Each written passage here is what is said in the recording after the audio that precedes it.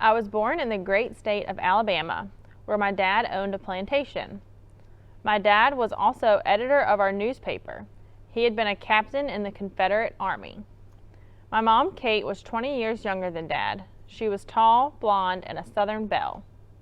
We lived in a small, clapboard house built by my grandparents.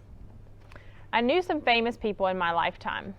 Mark Twain claimed that I was one of the two most interesting characters of the century. I was wild and unruly. My parents got quite frustrated with my behavior. I was homeschooled. My homeschool teacher put up with much more garbage from me than she ever should have. Besides my behavior, my manners were terrible. I often ate with my hands, off my plate, and anyone else's plate who sat near me. Pictures of me began appearing in various articles. In one, I was reading Shakespeare. In another, I was petting my dog. I got the privilege of meeting with the President Cleveland. I also met with King George and Queen Mary at Buckingham Palace. I went to Cambridge School for Young Ladies, and then I entered Radcliffe, where I made history. I graduated with a Bachelor of Arts degree.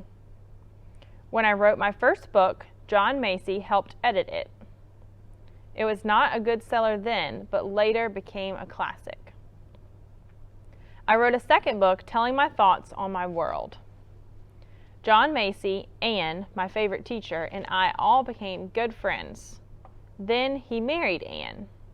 It may have seemed strange to some, but we all lived together and it worked out fine. I became a member of the Socialist Party of Massachusetts. I wrote another book which was basically essays on socialism which expressed my political beliefs. Anne and I traveled internationally and gave lectures. We also gave vaudeville presentations, which were hugely successful. Films were made about my life. One won an Academy Award. A play was made too, and it was a great hit on Broadway. I was slow of speech and needed an interpreter. My good friend Anne was always willing to help out. It was a sad day for me when Anne died. Polly began to help me as Anne had done. I had been working on another book about Anne, but while I was away, our house burned and the book manuscript was lost. I began it again. President Lyndon Johnson awarded me the Presidential Medal of Freedom, which is the highest award a civilian can receive. I was also elected to the Women's Hall of Fame at the New York World's Fair. The play I mentioned above about Anne's life was called The Miracle Worker. When I was just a babe, 19 months old to be exact, I became sick with a high fever. It may have been meningitis or scarlet fever. I lost my hearing and my sight as a result. Anne, whose sight was greatly impaired herself, taught me to read by writing letters in my hand. I raised much money to help blind organizations.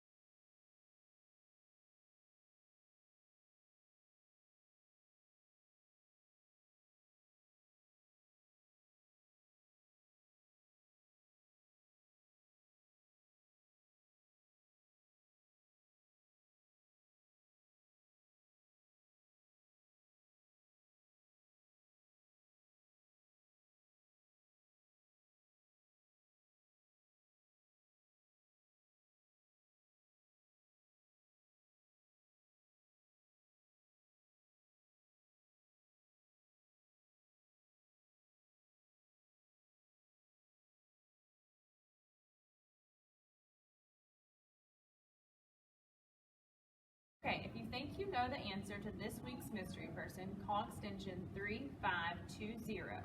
You have until 2:45, and your name will be displayed on next week's episode of Mystery Person. Thank you for joining.